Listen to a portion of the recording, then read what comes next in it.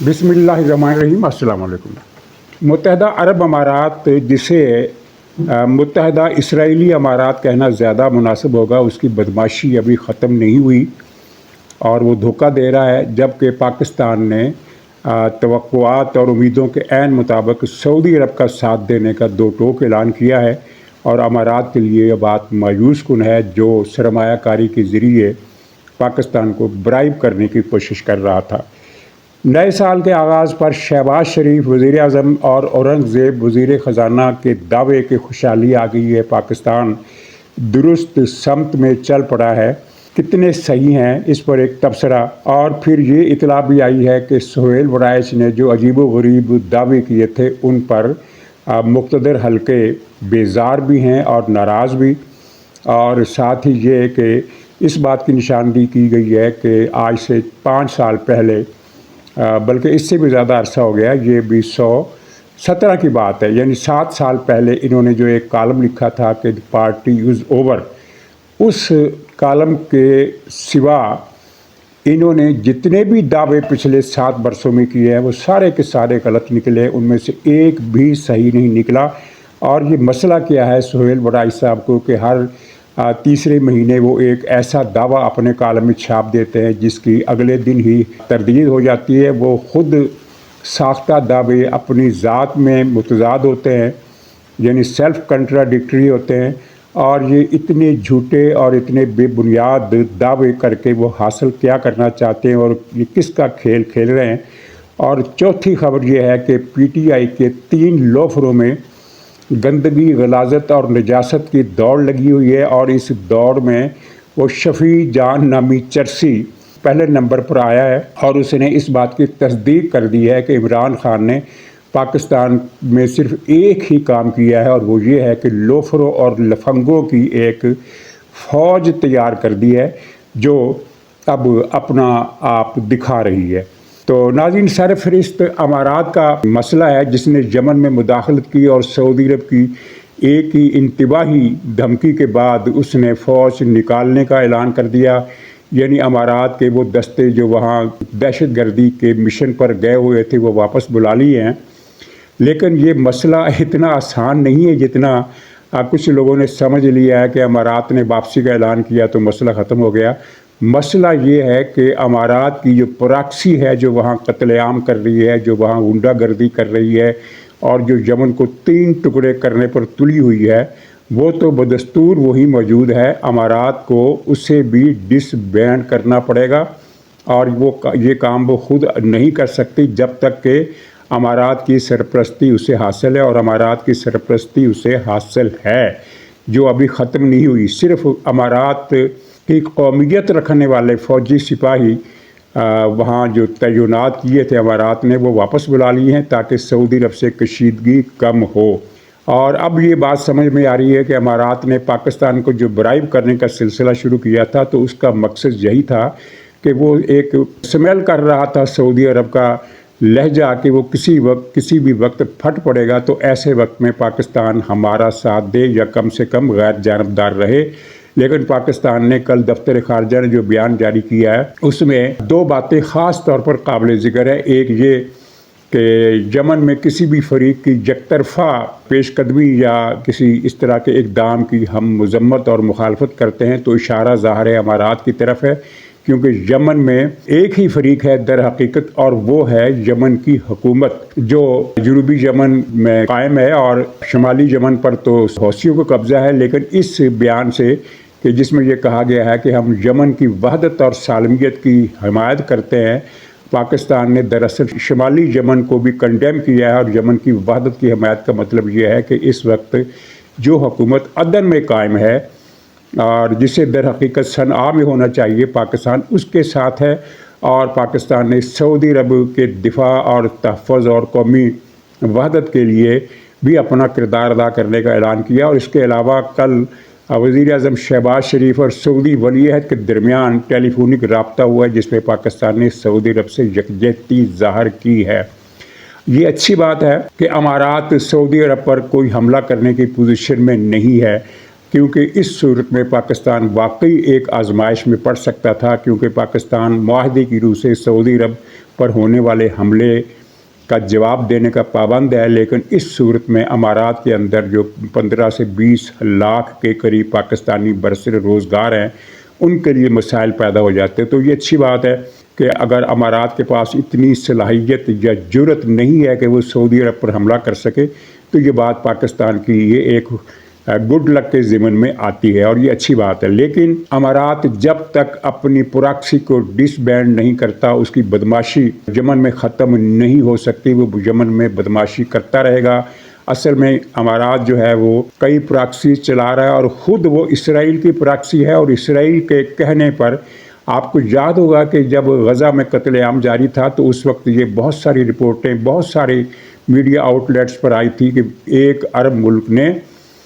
مطالبہ کیا ہے اسرائیل سے کہ وہ غزہ میں جو لوگوں کو مار رہا ہے وہ مارنے کی رفتار بڑھائے۔ یعنی ان دنوں یمن میں ہر روز 800، 900، 1100، 1200 کے قریب فلسطینی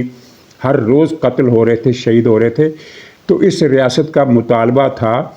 اس عرب ریاست کا مطالبہ تھا جس کا نام نہیں لیا گیا تھا۔ مطالبہ یہ تھا کہ یہ تعداد کم ہے، فلسطینی غزہ میں فلسطینیوں کی تعداد 20-22 لاکھ ہے، تو 1000 بندہ روزانہ مارنے سے تو یہ بہت زیادہ ٹائم لگ جائے گا،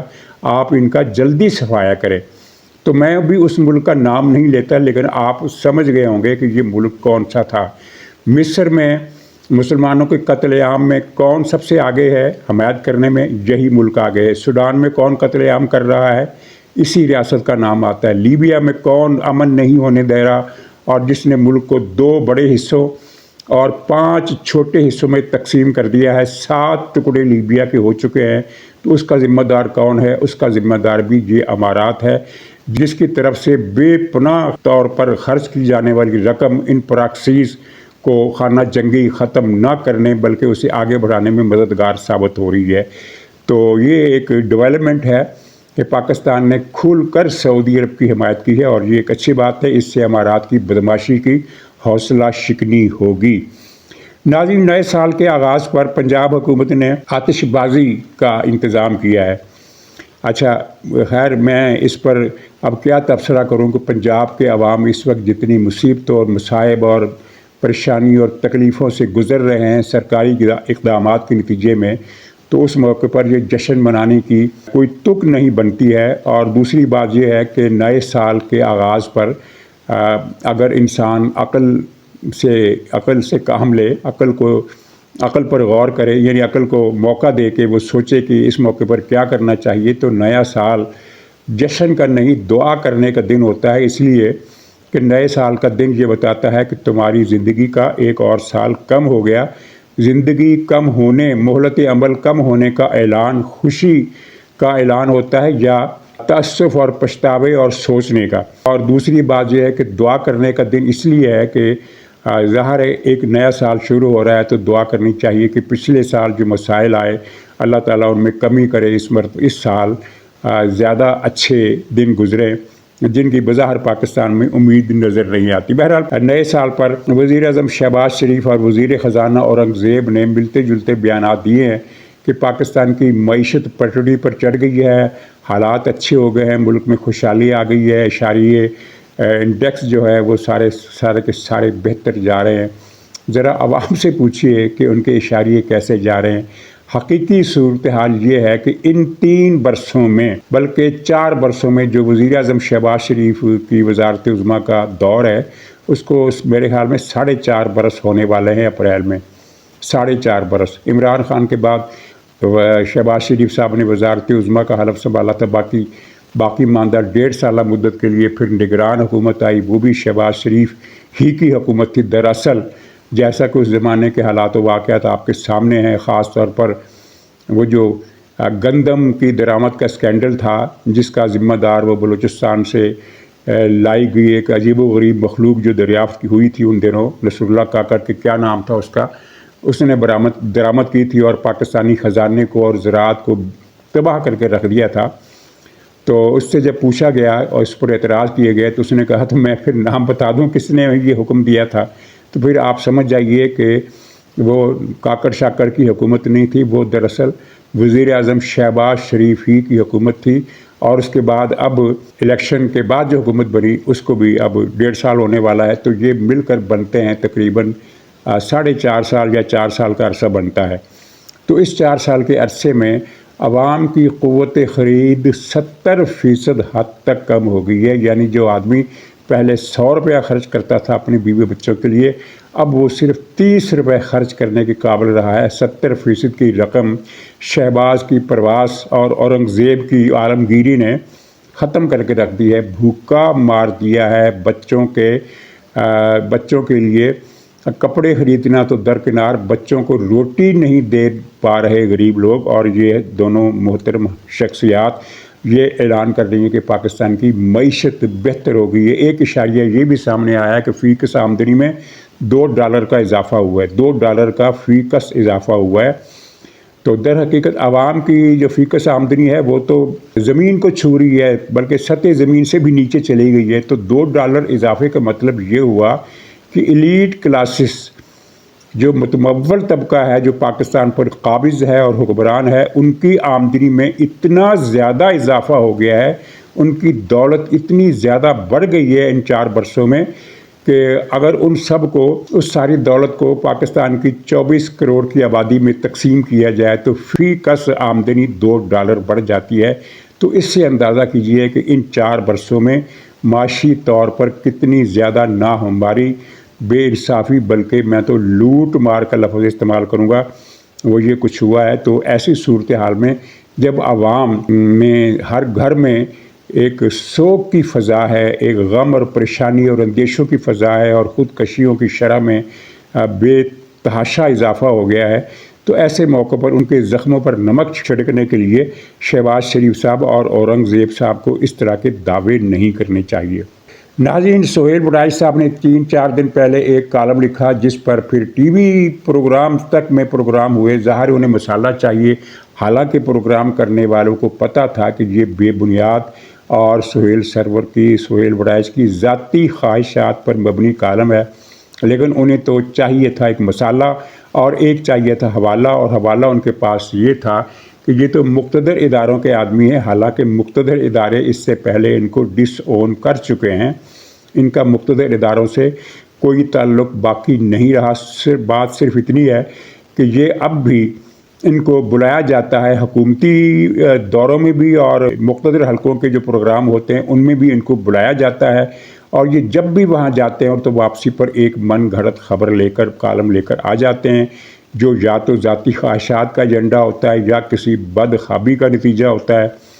یا پھر ان کے پیچھے کوئی ایسی تنظیم ہے یا کچھ آدمی ہے جسے خوش کرنے کے لیے یہ اس طرح کی باتیں لکھتے ہیں۔ تو اطلاع یہ ہے کہ مقتدر حلقوں نے اس کالم پر بیزاری اور نفرت اور غصے کا اظہار کیا ہے، اور سخت الفاظ میں اس کی تردید بھی کی ہے، اور کہا ہے کہ جب بھی پاکستان میں کوئی سیاسی استحکام یا پاکستان کے لیے کوئی خوشخبری کا وقت آتا ہے تو یہ صاحب اس طرح کے پروپیگنڈے والے مٹیریل لے کر سامنے آ جاتے ہیں کہ حکومت اور فوج ایک پیج پر نہیں، دونوں میں دراڑ پڑ گئی ہے۔ تو یہ بڑی دلچسپ صورتحال ہے، اور لیکن میرا نہیں خیال کہ سہیل وڑائچ صاحب باز آئیں گے۔ وہ 1-1.5 مہینے کا وقفہ کر کے پھر کوئی سٹوری لے آئیں گے کہ ریاست کو جس ونڈر بوائے کی تلاش تھی وہ مل گیا ہے۔ پتہ نہیں وہ ونڈر بوائے کون ہوگا، ایسی کوئی تلاش نہیں ہے، نہ سسٹم کو خطرہ ہے۔ عوام اس حکومت سے خوش نہیں ہے، مقتدر ادارے بھی اس حکومت کی کارکردگی سے خوش نہیں ہیں، لیکن یہ ناخوشی لڑائی میں نہیں بدلی۔ ایسی بات نہیں ہے دور دور تک کہ حکومت اور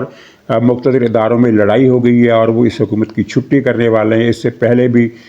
پچھلے سال کے دوران ہم نے لاتعداد دعوے سنے، صدر زرداری سے استعفیٰ لیا جا رہا ہے، 28ویں ترمیم میں نئے صوبے بن رہے ہیں اور وہ صوبوں کا حصہ کم کیا جا رہا ہے، اور میں نے تو مسلسل اس بات کی تردید کی کہ نہ صوبوں کا حصہ کم ہوگا، نہ ہی نئے صوبے بنیں گے۔ یہ ساری افواہات جو ہے کسی ایجنڈے کے تحت یا کسی دماغی عارضے کے تحت پھیلائی جا رہی ہیں۔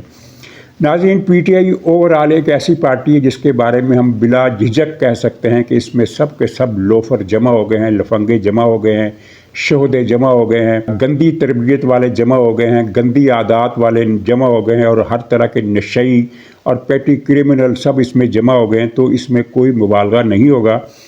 لیکن اس بارے میں جو ریکارڈ قائم کیا ہے وہ پی ٹی آئی کے وہ لوگ جن کا تعلق کے پی سے ہے، انہوں نے سب پر بازی لے لی ہے، اور ان میں 3 عدد لوفر سر فہرست ہیں جن کی بد زبانی صوبہ کے پی میں بھی پی ٹی آئی کی مقبولیت میں کمی کا باعث بن رہی ہے۔ یہ لوفر ہیں، ایک تو کیا نام ہے مینا آفریدی، اور دوسرا لوفر ہے شاہد خان، کے کیا نام ہے شاہد خٹک یا کیا اس طرح کا کوئی نام ہے، اور تیسرا لوفر ہے یہ شفیع جان۔ ان تینوں نے حد کر دی ہے بازاری زبان کے استعمال کی، اور یہ وہی باتیں دوسروں سے منسوب کر رہے ہیں جن کو وہ اپنے گھروں میں روٹین کے کلچر کے طور پر دیکھتے رہے ہیں، وہی باتیں اب دوسروں سے منسوب کر رہے ہیں۔ یہ جو لفنگا ہے شفیع جان نامی لوفر جو ہے، اس نے مسلسل 3 مرتبہ ایک ہفتے میں بد زبانی کی ہے، اور بد زبانی ایسی کہ دوسرے یوٹیوبر حضرات، دوسرے ولاگر حضرات تو اسے کوٹ ان کوٹ بیان کر دیتے ہیں، میں نہیں کر سکتا، وہ بہت ہی گندی اور غلیظ باتیں ہیں۔ خاص طور پر یہ جو شفیع ہے، اس نے کل پھر عظمہ بخاری صاحبہ کی ذات پر ایسا رقیق حملہ کیا ہے کہ جو صرف اس بازار میں پیدا ہونے والے افراد ہی کر سکتے ہیں، کسی دوسرے محلے میں پیدا ہونے والا کوئی آدمی ایسی بات نہیں کر سکتا۔ تو خیر مجھے ان کی باتوں پر اعتراض نہیں ہے، اس لیے کہ ان کا گھریلو ماحول ہی اسی طرح کا ہے، وہ اس چیز کو کلچر سمجھتے ہیں۔ لیکن میں یہ کہنا چاہتا ہوں کہ اس کے نتیجے میں خود کے پی کے اندر پی ٹی آئی کی فیور میں کمی آئی ہے، اور جو پی ٹی آئی کے حامی لوگ تھے، عام لوگ، کیونکہ عام لوگوں کو آپ اس زمرے میں داخل نہیں کر سکتے جس زمرے میں پی ٹی آئی کے کارکن شامل ہیں۔ تو عام لوگ جو پی ٹی آئی کے حامی، ان میں ہر طرح کے لوگ ہوتے ہیں، تو ان میں سے بہت سارے لوگوں نے ان تینوں لفنگوں کی زبان کا برا منایا ہے، اور پی ٹی آئی کے لیے ان کی حمایت کم ہوئی ہے یا ختم ہوئی ہے، اور اس کی وجہ یہ ہے کہ لوگ یہ سمجھنے لگے ہیں کہ یہ تربیت ان کی انفرادی نہیں ہے، بلکہ یہ وہ تربیت ہے جو عمران خان نے ان کی ہے۔ عمران خان کا تو حکم ہوتا تھا اپنی سوشل میڈیا ٹیم کو کہ یہ گالیاں رات کو مجھے الہام ہوئی ہیں، تو آج تم نے ان گالیوں کا استعمال کرنا ہے، بلکہ وہ فرداً بتاتے تھے کہ تم نے فلاں کو یہ گالی دینی ہے، تم نے فلاں کو یہ گالی دینی ہے۔ اس کے بعد پھر وہ ان کے ولاگ سنتے تھے، ان کی پوسٹیں دیکھتے تھے، اور پھر ان کو شاباش دیتے تھے کہ ہاں، بلکہ ایک صاحب کو تو گالیاں دینے پر انہوں نے کہا تھا کہ یہ تو میرا ٹائیگر ہے، اس طرح کی باتیں بھی۔ تو مجھے اس بات پر اطمینان ہے کہ پی ٹی آئی جو کچھ کر رہی ہے، اب وہ چونکہ ڈوب رہی ہے اور ڈوبتی ہوئی پارٹی ہے، تو جو کچھ وہ کر رہی ہے اس سے اس کے ڈوبنے کی رفتار میں اضافہ ہوگا، اور یہ بہت جلد ہمارے اندازوں سے کہیں کم وقت میں قصہ ماضی بن جائے گی۔ ناظرین اجازت دیجیے، انشاءاللہ اگلے ولاگ میں پھر ملاقات ہوگی، تب تک کے لیے خدا حافظ۔